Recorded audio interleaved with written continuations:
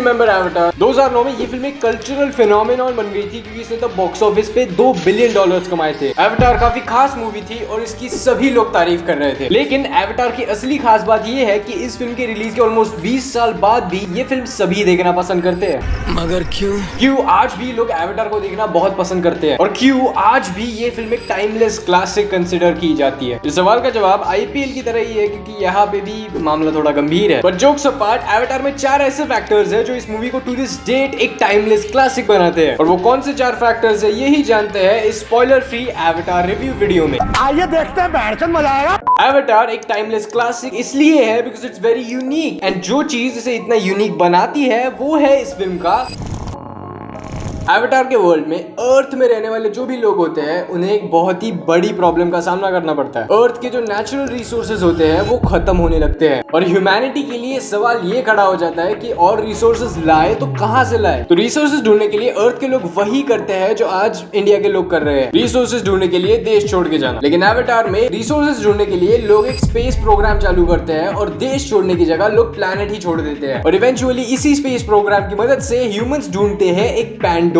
नाम का प्लैनेट और इस प्लैनेट पे रेडिली रिसोर्सेज अवेलेबल रहते हैं। लेकिन इन रिसोर्सेज के साथ एक छोटी सी प्रॉब्लम होती है। इन रिसोर्सेज को पैंडोरा के नावी लोग गार्ड कर रहे होते हैं which makes it hard for the humans to get these resources. और इसी प्रॉब्लम को कॉम्बैट करने के लिए ह्यूमंस नावीज के साथ कनेक्ट करने की कोशिश करते हैं और नावीज के साथ कनेक्ट करने के लिए वो भेजते हैं जेक सली को। जेक सली एक पैरालाइज्ड आदमी होता है जिसे ह्यूमंस अपने एवाटार प्रोग्राम में रिक्रूट करते हैं और ये एवाटार प्रोग्राम बेसिकली एक ऐसा प्रोग्राम होता है जहाँ पे एक ह्यूमन की कॉन्शियसनेस एक नावी बॉडी में ट्रांसफर करी जाती है ताकि ये ह्यूमंस नावीज के साथ इंटीग्रेट कर सके और उनके कल्चर को जान के उनके साथ कनेक्ट कर सके। और ऐसे ही जेक को भी एक नावी बॉडी दी जाती है और इवेंचुअली जेक को भी नावीज के साथ रहने भेजा जाता है जहाँ पे वो नावीज के ग्रुप का ही हिस्सा बन जाता है। And that's the concept of Avatar and that's what makes this movie so unique. लेकिन याद है मैंने पहले कहा था कि एवाटार ने $2 बिलियन बॉक्स ऑफिस पे कमाए थे and that it was a cultural phenomenon. Well, Avatar के इस यूनिक कॉन्सेप्ट का इस मूवी को एक कल्चरल फिनोमेनॉन बनाने में उतना ही रोल है जितना इस बंदे का भारत के विकास में है।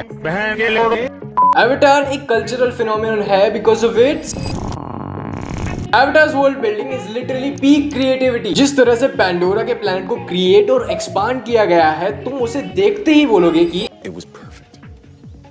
Perfect. Everything down to the last minute details.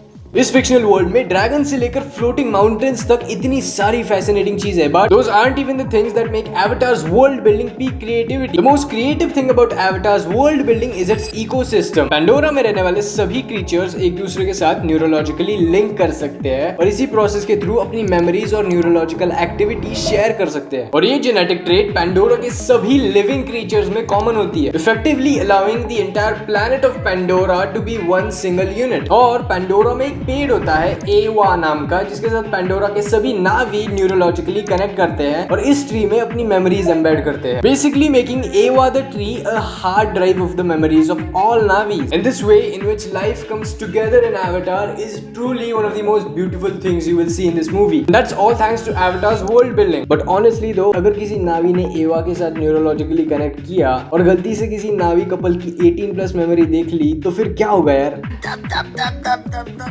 But jokes apart, Avatar's world building isn't the reason why this movie is a cultural phenomenon. Let me make myself a bit more clear. तो सल्लू भाई के छोटे भाई की तरह ही Avatar को एक cultural phenomenon बनाने में इस मूवी की world building का रोल सिर्फ आधा है।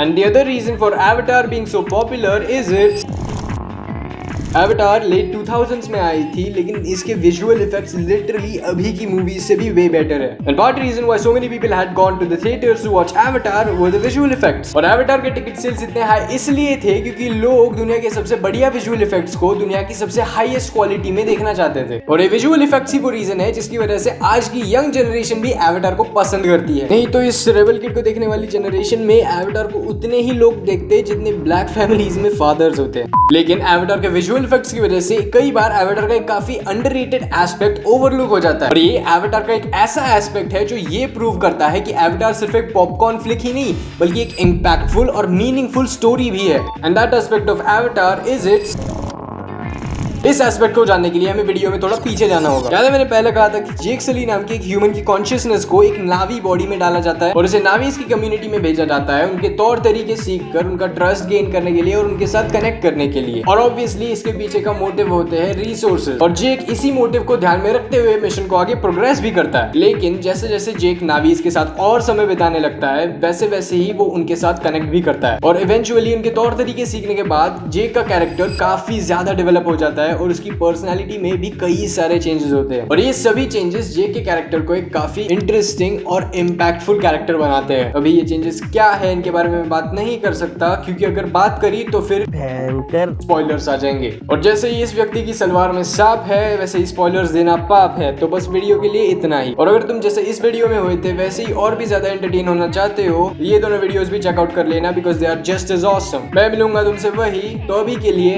Bye bye.